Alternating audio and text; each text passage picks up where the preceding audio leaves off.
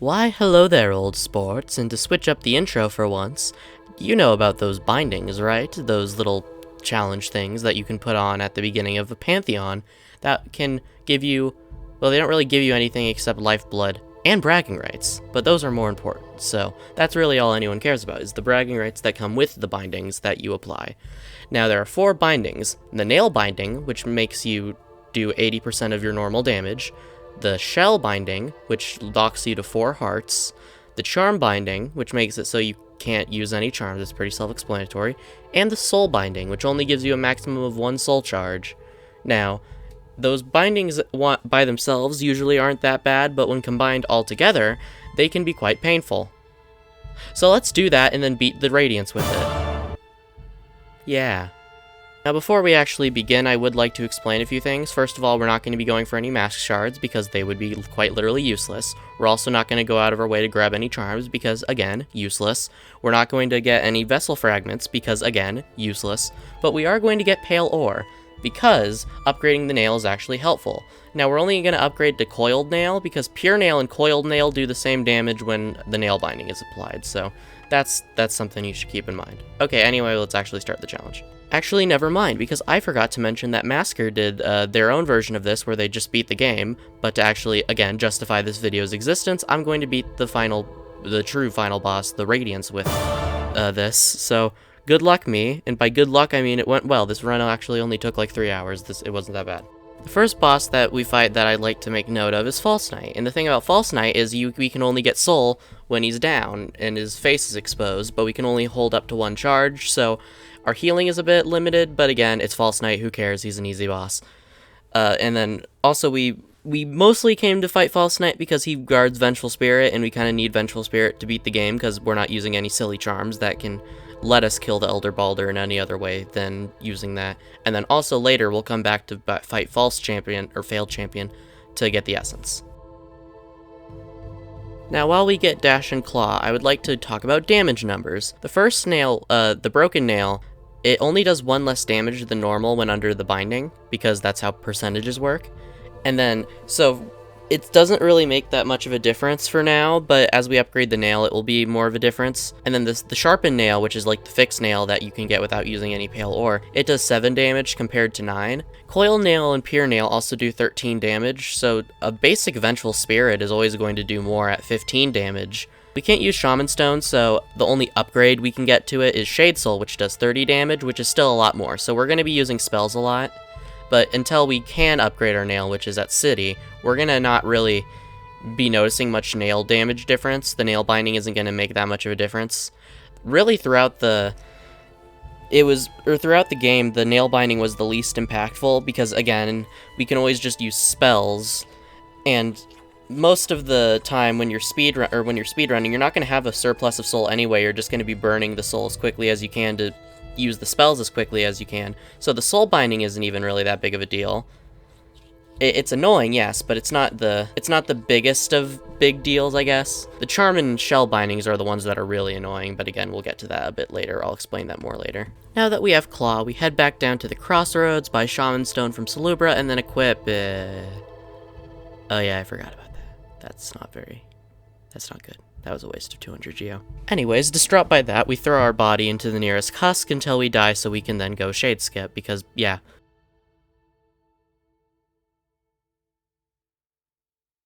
After grabbing the Dream Nail through the Blue Lake entrance, we go fight Zero, who's a pushover, because again, he's Zero. I don't know what you're expecting. It's Zero.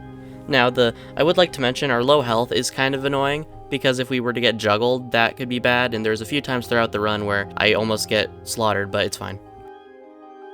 After managing to kill a dead person, what a loser, we go down to City, get the Hollow Nest idol thing near the Stag Station, go kill Gorgeous Husk, and then open the door for the side of, like, the east side of the fountain, or the door to the east side of the fountain, and then go up and do the normal, like, any percent stuff to get to the Watcher Spire. And I just noticed this. I forgot to break the chandelier before Watcher Nights, so I fought all 6 of them with lower than damage base nail, I didn't have Shaman Stone, so just normal Vengeful Spirit, and I still won first try. I mean, like, I promise, guys, I'm good at this game when I'm not using terrible charms as my only form of damage. I'm not that bad at the video game. No, but, Watcher Knights went down pretty easily. Again, having low health can be annoying because you have less room to make any errors, but as long as you're just careful. It was a bit annoying because I felt like I was spending half the battle just getting soul to heal instead of doing damage, so I felt like the fight took longer than it should have, but that's a skill issue on my end for just not dodging better, scrub. Is that a thing people say unironically anymore? Because I'm saying it ironically, but I'm sure there are people who say it unironically. Anyways, after that we get the Geo and the Hollow Knight, or the Hallownest idol thing, or Hallownest Crest, that's what it's called. I get that in the Geo from the chest, and then go kill Lurien. And the Geo will be helpful later for obvious reasons. I'll get to that. Once I put Lurien to sleep again, I go through like that top part above the fountain room and then go to the Soul Sanctum and then open up the bench because I'll be back here later because I want to get Shade Soul, but I don't have Shade Soul yet because I need Crystal Heart. It's a whole thing. Anyways, I almost died to the Soul Twisters a bunch of times because I hate Soul Twisters. Those enemies are terrible and I hate them. I want them all to suffer. That would make me very happy. Anyways, after that I go fight Soul Master, and Soul Master is pretty easy because he has pretty low health. And now that I'm thinking about it, I could have gotten Howling Wraiths before this, and that probably would have helped, but again, who cares? Or I don't know why I said again. Anyway, Soul Master, the best opportunity to use the Soul, or to use the Vengeful Spirit, is when he's doing either of his 2 attacks where he, like, flies across the screen, because you can get double hits on him there, which does double damage, as that implies. I don't know why I'm explaining that. And then Soul Tyrant, or so not Soul Tyrant, Soul Master is pretty easy, like I said. He has low health, he moves pretty slowly. Now, Soul Tyrant, on the other hand, is annoying because he teleports around so much. And, oh yeah, but by the way, I immediately went and fought Soul Tyrant after Soul Master. But Soul Tyrant is really annoying because he just teleports around so much so you can barely get hits in on him.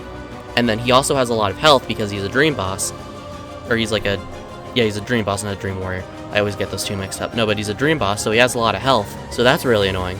And then, but the final phase is easy. You just stand there and beat him to death while he's standing still, because again, that's what makes Soul Tyrant difficult, is the fact he moves around so much. His second phase is easy, but his first phase takes forever. It took me like 10 minutes. That was annoying. After skedaddling from the Soul Sanctum, I go upgrade my nail with the Nailsmith, so it does like 7 damage now instead of 4. Yippee. And then I go talk to Lem and sell off all my garbage. And while I'm going back to Dirtmouth right now on the screen footage thing, I'd like to explain this challenge wasn't very challenging. Like, it's just, like, when it comes to the soul and nail bindings, it's just lower stats. And then when it comes to the charm binding, yeah, that's really annoying. And then the shell binding, yeah, I have low health. But, like, this is me just playing the game normally, but I have lower stats, so I've done worse challenges, and I guess this counts as the no charm true ending run that one person was asking for, so here you go, I guess. No, but anyways, after getting a bunch of Geo, because we'll need it, I go back to Dirtmouth and then buy the lantern from Sly and then head to the Howling Cliffs because we have things we can do there. And I have like a whole route planned out in my head, and I'm actually really proud of myself for coming up with a route to do things quickly. Like, I saved myself like maybe a minute, but that's a minute I'm spending right now with all of you guys. Yippee! I don't know why I just default to saying yippee whenever I can't think of anything to say. That's just... Jesus, I'm autistic.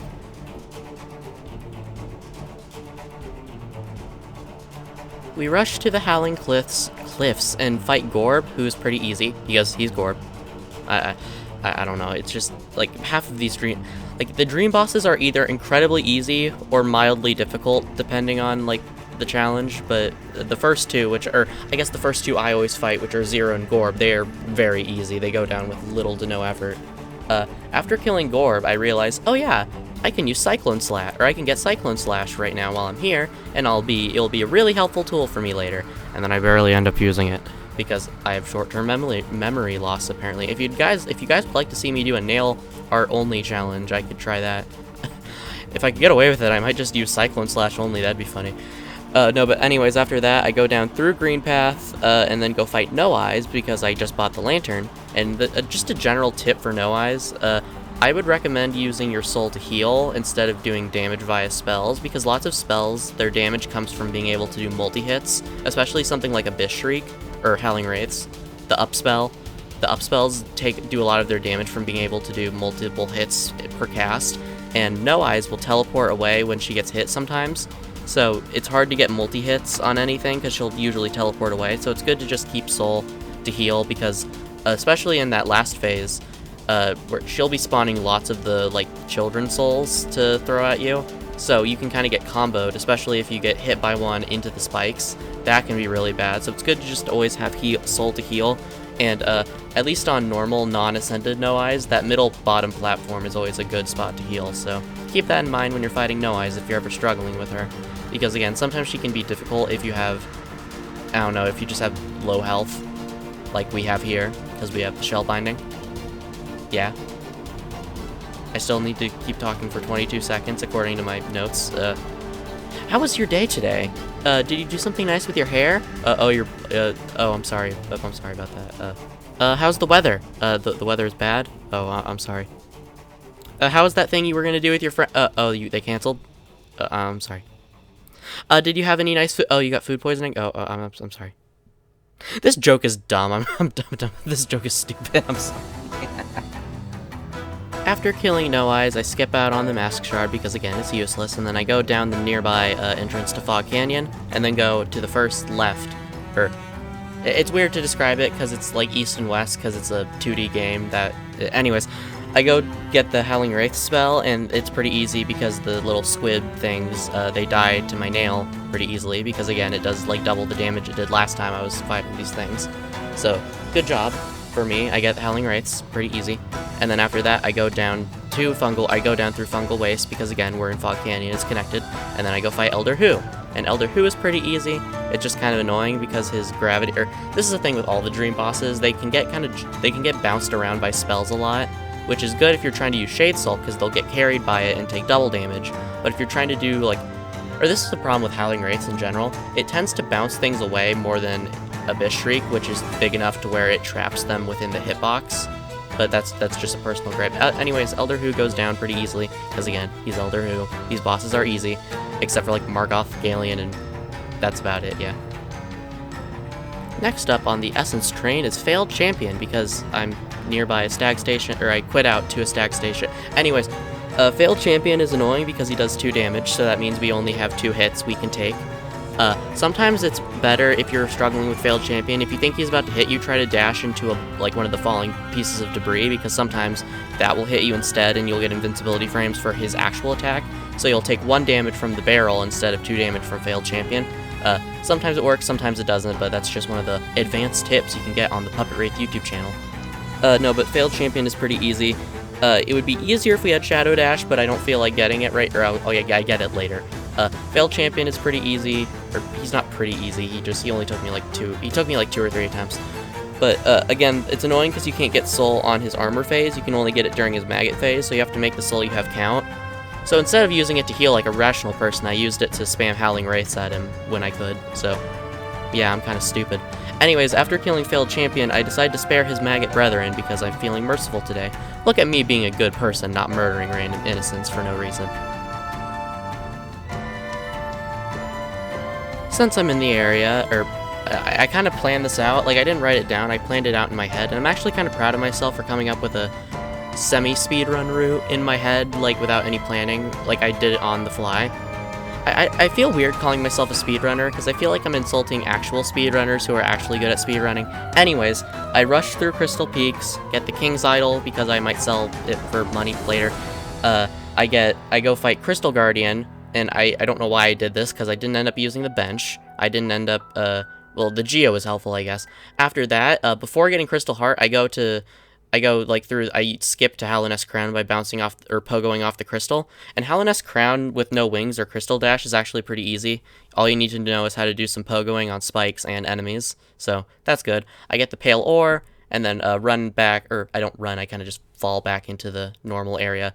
Then after that, I go through the little obstacle course to get Crystal Heart, and then after getting Crystal Heart, I go down through the little Stompy Crusher area, and then go get Descending Dark. And Descending Dark is a really good spell, and I'm sure no one has ever told you before how good Descending Dark is. First of all, Descending Dark does a lot of damage, which is good for killing enemies. And then also, it gives you invincibility frames, which protects you from enemy attacks. Yay! I don't know, this bit is stupid. I have like a bunch of bits that I like write down in my notes, and like half of them are dumb, so I just don't end up saying them, and I just skim over them. It's like that's one of those types of bits. It's just not good. Anyways, after that, I go back down to Crystal, or after getting Descending Dark, I go down to Resting Grounds, and then just get all my rewards I have ready from Seer. So, yay, because I have like 1100 essence now, if I'm remembering correctly. I could just look at the footage. I don't know why I'm not looking at the footage. That'd probably be a smarter idea. Anyways, after upgrading my nail at the nailsmith, because just got pale ore, and I just said that, I go to the Soul Sanctum again, because I bought the elegant key from Sly, and then I go fight the Soul Warrior, and I realize halfway through that I can be using Descending Dark for damage, and I'm glad I did, because I probably would have died if I didn't, because the balloon, or like the little follies, they take 2 nail swings to kill with my current nail damage, so that was a good decision on my end. After that, I go down the elevator shaft to Basin, and then get the pale ore nearby, like where the tram station is, before going and fighting Broken Vessel. And again, Broken Vessel is easy. All you need to do is just spam Shade Soul when he's, or when it is like dashing at you, and then when it does its headbang attack, do Descending Dark, because Descending Dark is a very good spell. I already did the bit about over-explaining or mansplaining Descending Dark. I could put the copy pasta on screen, but I'm not going to do that. Anyways, after killing Lost Kin, I go fight, or after killing Broken Vessel, I go fight Lost Kin, who's slightly harder, but again, the balloons only have 1 HP, so when I can actually freely attack them, because Lost Kin is usually only a problem in these challenge runs, because my DPS is like so slow, because Grimchild attacks slowly. The Weaverlings attack slowly. The Hatchlings attack slowly. But when you can actually just attack to your heart's content, it doesn't matter how low my damage is because they only have 1 HP. And then Lost Kin has a good amount of health, but my DPS from spells is good enough to where I can melt him relatively quick. Like, it only took me like 7 or 8 minutes to kill Lost Kin, which again, for this channel, having a less than 10-minute fight is usually a win, so good for me. I head back up through the Hidden Station to the King Station, and then go to Kingdom's Edge and fight Hornet 2. And Hornet 2 is just Hornet 1, but 2.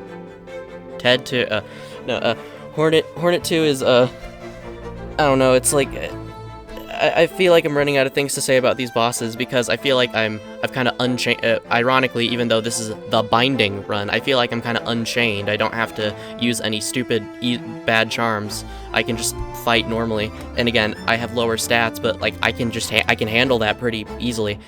No, but Hornet goes down pretty easily, as long as you focus on dodging her attacks. You can there's a few opportunities that are really good to hit her, like when she does her nail throw, or after she lands after her Gossamer Storm. She also stands still when she sets up the spike ball trap, so you can just take advantage of that, and then when she's far away from you, hit the spike balls, so she'll set up more spike balls, so you can hit her when she's setting up the spike balls. I said spike balls way too much there. No, after that I get King's Brand, and then head down to the Abyss, and the Abyss is just the Abyss. I get Abyss Shriek, and then go get Shade Soul, or not Shade Soul, Shade Cloak, because Shade Cloak is necessary to get into Queen's Garden, or not, it's not necessary to get into Queen's Gardens, it's necessary to get to the White Lady and Traitor Lord, who is, well, Traitor Lord isn't really guarding her. If anything, he's holding her captive, because I think that's what that's supposed to imply, because Drya was fighting off the Mantises and then she died. Anyway, I'm getting way off topic. After getting Shade Cloak, I teleport back to Dirtmouth via Dreamgate, and then since I'm there, I decide to take the any % route down to the Fog Canyon and to the Teacher's Archives. And thankfully, for once, Umu is not that big of a deal, especially since we have Abyss Shriek. We can kill it in like 2 or 3 cycles, which is good because, again, we have low soul, but just spam spells. Umu is easy when you can... That's the funny thing. Umu, when you're doing a challenge run, is so stupid because it has the invincibility phases, but when you're doing Umu normally, you can just melt it because it has really low HP. Like, it only has 220 HP, I think, which for a boss is pretty low. I'm pretty sure Brooding Moloch has more, and Brooding Moloch is like a... You can fight Brooding Moloch before any other boss. So, yeah, take that, Umu, you gelatinous fuck. Using the path that I went through to get Howling Wraiths, I go back there to go to I actually go to Queen's Gardens this time because I can Shadow Dash through the Shade Gate. And then I go fight, I make sure to get that, like, toll bench by where the Deep Nest entrance is. I make sure to sit there, and I don't bench at the Stag Station. I just bench there, and then I go fight Traitor Lord, beat Traitor Lord, get the White Fragment from White Lady. Oh yeah, Traitor Lord is easy when you have Descending Dark. Just spam Descending Dark, it's easy. No, but Traitor Lord is easy. Then after that, after getting the white fragment from White Lady, I bench warp back to or I quit and save warp back to that bench, and then go down to Deep Nest. And I was planning on killing Galeon, but I forgot how far into Deep Nest that Queen's Garden entrance gets you. So after killing Hera, I just go and what's his name? I go kill Markoth in Kingdom's Edge because he's pretty easy. So, or he's easy when you have Abyss Shriek because he tends to be above you a lot of the time, so you can just spam Abyss Shriek. So, take that, Markoth. Then again, Markoth is I don't think Markoth is as bad as everyone says he is. I think his ascended form is as bad as everyone says it is. It's his normal form is fine. His ascended form is dumb because you don't have a floor.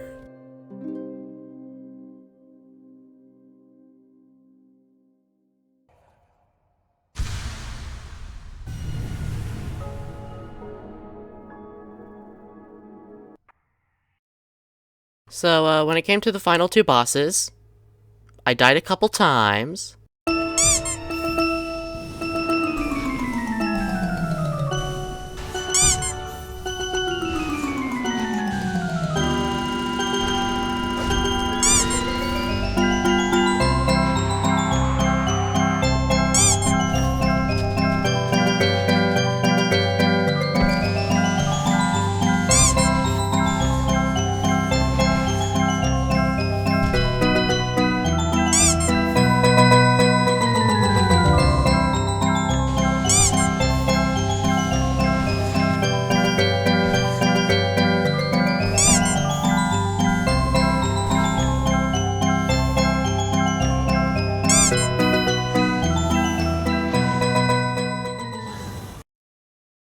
So, yeah, it turns out when both of the bosses have moves that can two-shot you with the Radiance, it's most of them, uh, it turns out that playing hyper-aggressively, which is what I usually try to do, will usually end badly for you, because at least when I am doing, like, the Pantheon of Hallownest with all bindings, I'm kind of in the mentality of, like, okay, be careful, the last 45 minutes are at stake.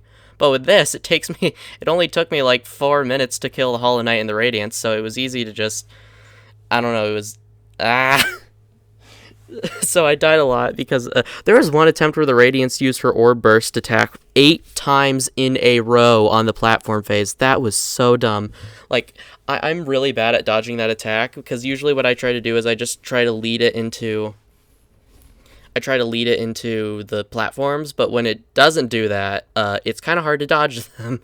Because as you can see in one of the attempts, I was like bouncing on the Radiance, or I was pogoing on her face while she was trying to hit me with the orb attack, and what I was trying to do is I was trying to use Descending Dark, but I was too slow and got hit by the orb. Anyways, the thing is, I was going to explain this earlier, but I'll explain it now. The Nail Binding, not a problem. Soul Binding, tiny bit of a problem, because our amount of healing we can do at once is limited. Charm Binding, mildly annoying, because we can't use any damage boosting charms, so that's bad. Shell Binding, really bad, really big bad, no good. So that was unfortunate, but as you can see, I was able to melt both bosses pretty quickly. I got the Hollow Knight down to a rhythm where it was basically using every opportunity I could to use a Abyss Shriek on it, and the poor thing went down pretty quickly. Because, I don't know, it's the Hollow Knight. By the time you're ready to fight, or by the time you have all the equipment to fight the Radiance, you're not gonna fight you're not gonna struggle on the Hollow Knight, which I guess makes sense. It's kind of like I guess the way I like to play the game is I fight the Hollow Knight with lower equipment, then come back later to fight the Radiance once I have wings and Shadow Dash. I kind of see it like, what's his face, from Sekiro, the beginning guy boss, the guy with the giant bow. It's kind of like when you're fighting Ishin, so you have to fight, I cannot remember his name, but you have to fight his grandson beforehand, so by the time you're fighting Ishin, you've fought him so much that you have him down to a rhythm. So anyway, I'm completely off topic. If you want to see me try doing a Sekiro video, I could try doing that, though I have no ideas for any challenge modes. Anyways, Hollow Knight, easy. Just spam Abyss Shriek whenever you have the chance, because its hitbox is kind of janky, but we can take advantage of the jank to spam spells, so good job. And then the Radiance is a bit tougher, because thankfully Abyss Shriek will usually always hit all of its attack, or like all 4 parts of it, but the rest of her attacks can be annoying, especially the sword. Like the sword rain and the sword walls, those can be annoying. it's pretty easy to get her to go into the second phase where she starts summoning like the spike floor, because all you need to do is hit her like 3 times with an Abyss Shriek, and then plus the amount of times you're hitting her with the nail to get the soul for the Abyss Shriek. That will send her into phase 2, and then phase 2 is pretty easy. There was a few times I was trying to like pogo on, I was trying to like hit her with Abyss Shriek, pogo, Abyss Shriek, but that usually never ended well. So then after that, you just hit her with, since we don't have range or good damage for this, when she does the sword rain phase, try to hit her with Abyss Shriek to make it go by faster. Then with the platform phase, just try to be careful, because that's the one I died a lot on. But after the platform phase, the fight is pretty much over. And by pretty much, it is over. You just need to climb. So, yeah. This was fun. I enjoyed doing this one. It wasn't very hard, but I enjoyed doing it. If you like the video, like, subscribe, do all that YouTube stuff. Put down below whatever you want me to do next, and have a good day. Also, I might have a Discord ready by the time this video comes out. If I don't, please ignore this. If there is one, I'll have it in the link, or I'll have like a link to it in the description of the video. So, yeah. Again, have a good day. Goodbye.